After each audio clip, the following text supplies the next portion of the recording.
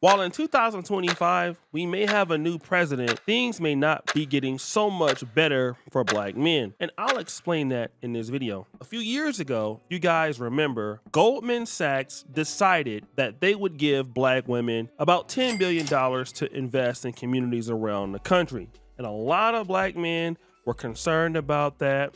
And then there were some black men who had opinions such as this. So to go address going further about this Goldman Sachs, they're black men. The f are you bitching about? There are females. When did a man ever need help? Caveman days, we didn't need help. Africana days, we didn't need help. I mean, some people came from slavery to come to America. We still didn't need that help. But we knew how to build together. See, white men at Goldman Sachs, they built together. Black men? You worrying about women? Women. Come on, man.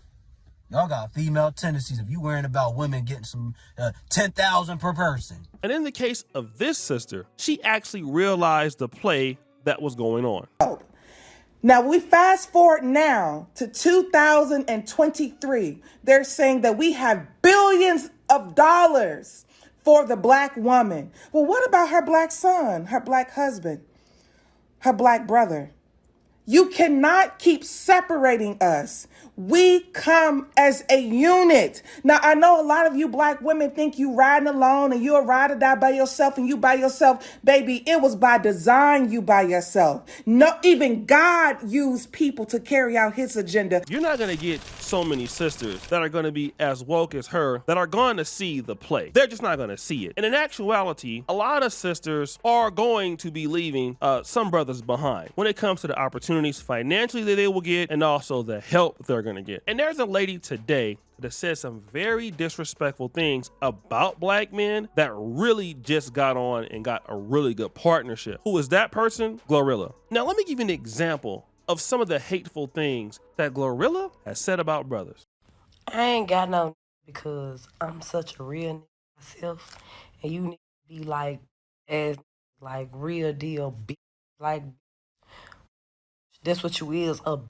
I'ma call it a bitch so fast. Like that's why like I ain't got no because I curse out like bitch. Little ass like little ass bitch. Yeah, on some real shit like make me got a character.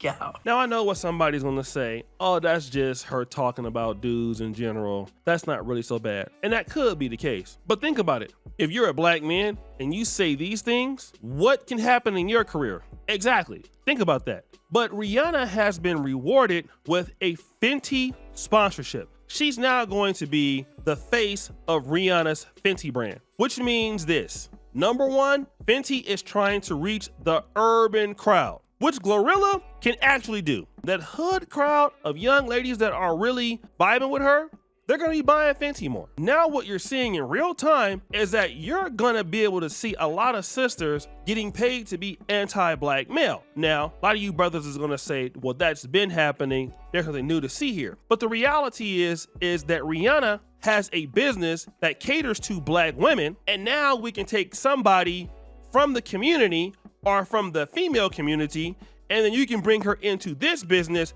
I can hire you and you can help me make more money. Therefore, you get more money. Now, this is what I want to talk about. At least if you want to talk about black women hating on black men, they can do something that we can't. They can monetize it. Now, I know what you can say. Oh, you know, there's a few YouTube channels out here that's talking about sisters and their buffoonery. But black women have full industries that they can support each other in. Just like we see right now with Fenty, clothing and all kind of stuff. Not only can they get money from Goldman Sachs, and we're not saying that every black woman is saying what's going on here, right? But not only are they getting money from Goldman Sachs, but now they can bring each other into businesses that help them make more money, and they have a crowd that can support it. And this is what black men are really missing out on. You see, there are not so many black male businesses as it is. And probably one of the reasons why is just hard to get funding for it. There's not so much black male unity within the financial worlds.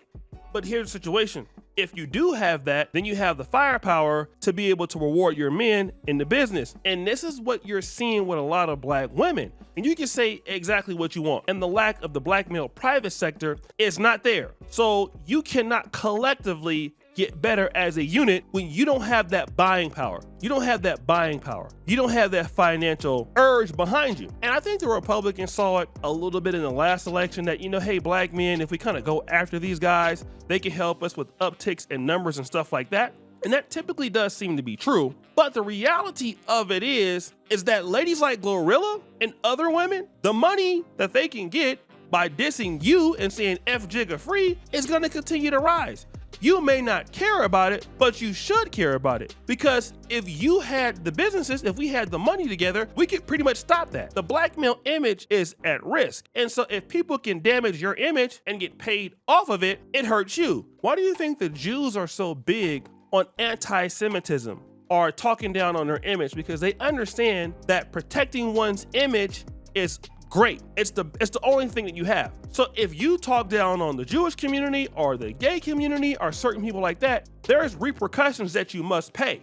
When you talk down on the black males or black men as an image, there's no repercussion. And that hurts you everywhere you go. It hurts you in the job market. It hurts you in relationships. It hurts your trust. And when you go somewhere in a foreign country, it also hurts you again. Like, it hurts you in so many different ways that you're just so used to it, and we don't really get it. And this is why, more than ever before, black men have to start looking at each other as potential partners in business, friendships, all of that. Because look at what you're getting now. Women now, and this is not all of them, but they can put each other into business. They have a bigger market share of buying. Plus, you have people like Goldman Sachs that will help them get into money, help them get into business. So on either hand, they have those things and nobody is thinking about you. And now they can make more money getting into the mainstream, downing you, even though, hey, it's gonna hurt them because nobody respects Glorilla, but financially, it's an opportunity just to dish you.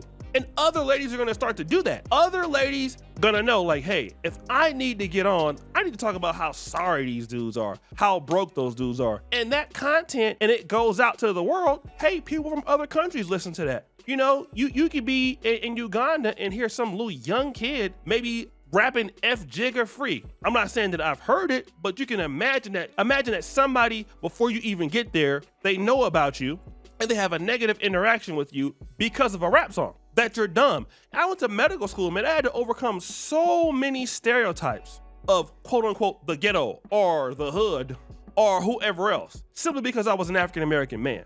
And people look at you like that. They judge you like that. You're not a guy that has any businesses. You don't own your community. You don't have anything in your community. Like that, having that image is bad. Especially when somebody like Rihanna can get paid to say the things that she's saying. Look at Kevin Samuels for an example. Now imagine LeBron James likes Kevin Samuels. LeBron James is part owner of a pizza corporation called Blaze Pizza. He left McDonald's to get with Blaze, right?